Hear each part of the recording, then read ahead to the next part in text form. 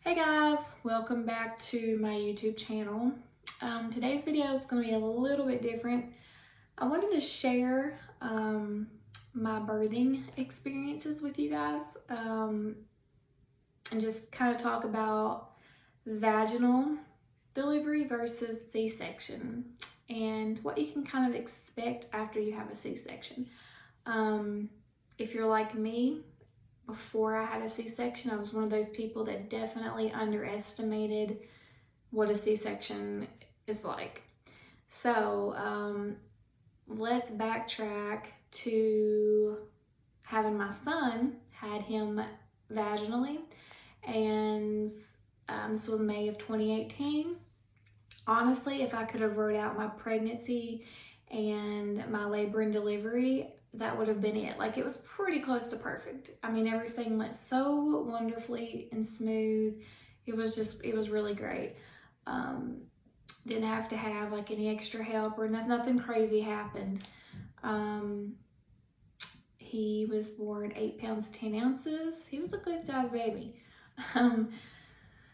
For me, the contractions, just to put it bluntly, they sucked. Very painful.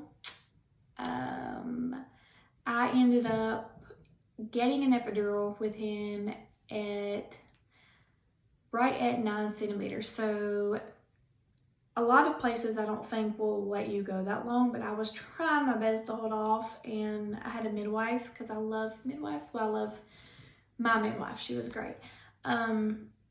She was telling me, about the ring of fire, whatever that you experience whenever you push the baby out and stuff. And it was just getting really hard for me to focus on the baby, and because I was so focused on the pain, and I was worried that whenever I started trying to push, that I would just still be focused on the pain rather than focus on getting him out. So for me, it was best to go ahead and get the epidural so I could relax a little bit and focus on what I really needed to focus on. Because at that point, she was like, girl, you've made it this far. Like, you could go ahead and just have him. And I was like, or do it without the epidural. But I was like, well, you know what? Let's just do it. And honestly, I'm glad I did, because it was such a relief. Such a relief. But so yeah, with him, everything was great. Great pregnancy, great delivery, great everything.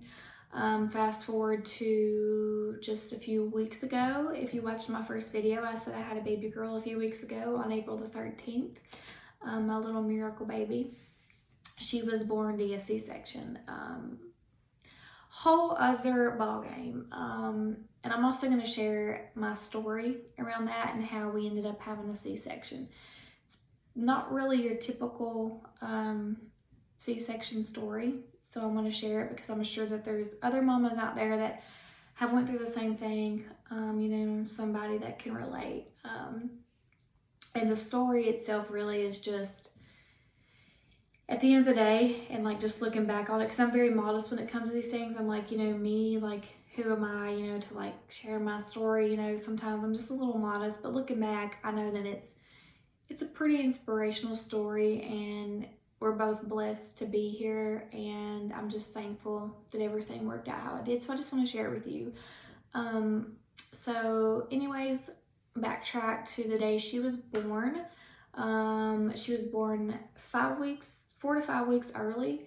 Actually, her due date wasn't until May 12th, so I might still be pregnant right now had we have went full term. So I was home alone that day with my son, who's almost 2, and my 2 dogs. My husband was at work, and I was cleaning my bathroom, scrubbing my tubs, doing everything, felt fine. And then all of a sudden I started having like mild cramping. I was certain that it was contractions, and I was actually talking to my husband on the phone, and I told him, I was like, I think I might be having contractions. So anyways, got off the phone with him. I went and sat down on the couch, because if you sit down or you move in a different position and it goes away, it's typically false labor. So I sit down, was still having them, got up to let the dogs in from the bathroom, and all of a sudden felt this wetness down there. Thought maybe it was just discharge or something, because we have those things as women. Anyways, I went to the bathroom and pulled my pants down, and as soon as I did, blood started gushing everywhere. And y'all, I'm not exaggerating when I say that the bathroom looked like a complete murder scene. Like it was horrible, and a bit traumatizing. Um, so, like I said, I have my almost 2-year-old son there, and mom was crying like I am a mess.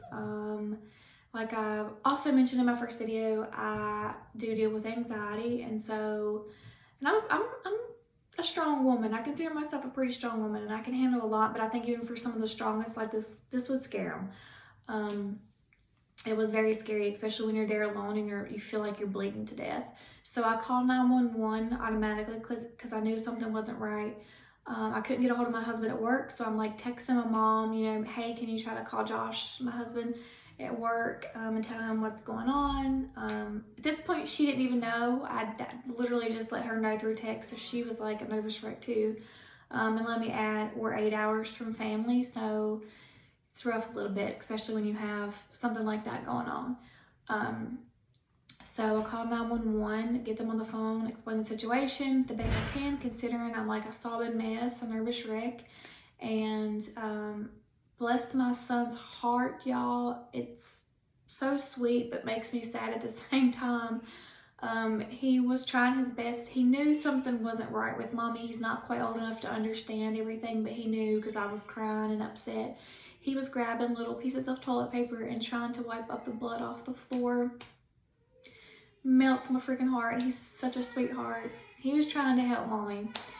But, so anyways, the ambulance arrived, and so do my neighbors. My neighbor shows up at my door. Thank God for them. Such a blessing. She came in and she was like a panic mess. She's like, what can I do? Because she knew I was home alone and that my husband was at work. And so she seen the ambulance and knew something wasn't right. And she's like, what can I do? And I was like, I don't really like to ask for help. It's just not me. But I knew in that moment that it was important for her to take my son. So that's what she did. She took my son for me. Thank goodness. And the ambulance was working with me, and I felt myself going into a panic attack. I know what panic attacks are like. I used to struggle with them pretty bad until I got them under control. And I told the ambulance, I said, I feel a panic attack coming on. Just to let you know, it's going down. And let me add, if you've never had a panic attack, you'll never understand it until you have one. And I pray that you never do, because this was one of the worst ones I have ever had. The worst of the worst, probably, where your vision goes out, your hearing goes out, you get clammy, and you literally feel like you're dying. So on top of that, and bleeding and everything else, it's just a horrible mess. So as that's going on, the EMS crew's like filling up in there and everything, and she's like, okay, we might be having a baby right here at home. And I'm like, oh my God, like no way, like I'm not prepared for this. This cannot be happening to me. Like, no, I didn't plan for this, right? Because you don't plan for these kinds of things to happen.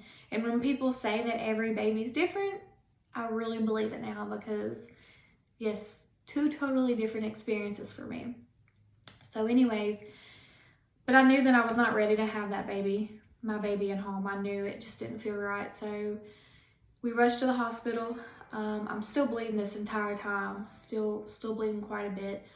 Get to the hospital, they do the test, they do the ultrasound, and it turns out that I had placenta abruption. And that's where the placenta is detaching from the uterus. And so my baby was starting to go into distress, and she was losing oxygen. And that's where all the bleeding was coming from. I was forming blood clots and all that nasty stuff, horrible stuff. So I was scared to death. My husband did show up at the hospital, thank God, before I had to go down for surgery. I'm terrified to be put to sleep anyways, but under these circumstances, like, I was really terrified, not knowing. I just was afraid I wasn't going to wake up, honestly, and I wasn't going to get to hold my baby in my arms. So anyways, they rushed me down to the room. I didn't get to stay awake even. I didn't get to see her be brought into the world, which kind of makes me sad sometimes and a little depressed, because I got to see my firstborn, be brought into the world and held him in my arms. Didn't get this experience with her, but most importantly, she's healthy and was born healthy. So I'm thankful for that, but it's still kind of sad, But They put me to sleep, did the C-section, and that was that. So I woke up, you know, like a little groggy still, you know, when you come out of anesthesia. But I felt fine until the anesthesia started to wear off. And then the pain kicks in. And y'all, like I said, it's a whole other ballgame when you have a C-section. It's a different kind of pain. You can't really compare the two. It's like vaginal over here, C-section over here. You know, it's just two different pains. And like I said, it's different for everybody. But for me, like the first week was the roughest. The first time getting out of the hospital bed, because I had a catheter, like the whole 9 yards I had, y'all. The first time getting out of bed was brutal. To go to the bathroom, I obviously had to have help from the nurse. Couldn't stand up straight on my own for like the first 2 to 3 days. Like that's how painful it was. Yeah, it just hurt really, really bad. As far as my incision itself goes, my doctor did a wonderful, wonderful job on my cut. It's pretty low and it's really not that big. It's not as big as I thought it was gonna be. I could still wear a little cute bikini and, you know, it'd be covered up and whatever, but you know, at the end of the day, I don't really care because I call it my warrior scar, and that's where my miracle baby came from, so it's all good. But anyways, for me, the first week was the roughest. Going into week 2, it started to get better, like with coughing and sneezing and laughing. That's so rough, like the first few days especially, but the first week it's pretty rough. Going into week 2, that started to lighten up a lot. I do recommend, if you ever have to have a C-section though, hold a pillow up against your tummy when you do go to cough or sneeze or laugh. It helps. It doesn't take it away 100%, but it definitely helps. And whenever I would go to the bathroom for like the first week, again, was the roughest for pretty much everything. But every time I would pee, I just felt this tremendous amount of like pressure. Not quite sure what that is. I'm sure it's, you know, from my insides being like cut open or whatever, and being that your bladder's right in that area. It's probably just putting like a lot of pressure on it. Mamas that's had C-sections, you probably can relate to that.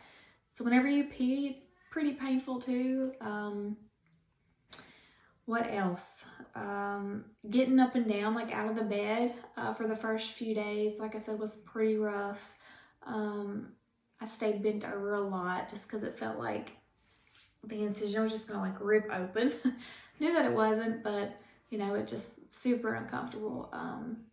But thankfully my mom and my nanny drove down from Virginia to help out. And my husband, he's still off from work helping me out. And so I had all 3 of them to help out with my son and to help with me and, you know, while I heal and everything. So I do recommend, if you ever have to have a C-section, definitely have your tribe there to help you and be open to receiving, as hard as it might be for some of you, like it is me. Take all the help you can get, mama. Take every single bit of it because you're gonna need it. There is nothing wrong with receiving the help. Take it. Because honestly, I know I could have done it on my own, but it would have been 100 times harder had I not had any of them around to help me. So even if it's just one person that you have to help you, take it. So anyways, that's my birthing experiences. First one was great. Second one was terrifying, but ended up, you know, to turn out to be this beautiful story. I want to add too that my baby was born at 316 and she weighed 6 pounds 13 ounces. If I've said that already, but anyways, 613 backwards is 316 too, and I don't think that was a coincidence at all.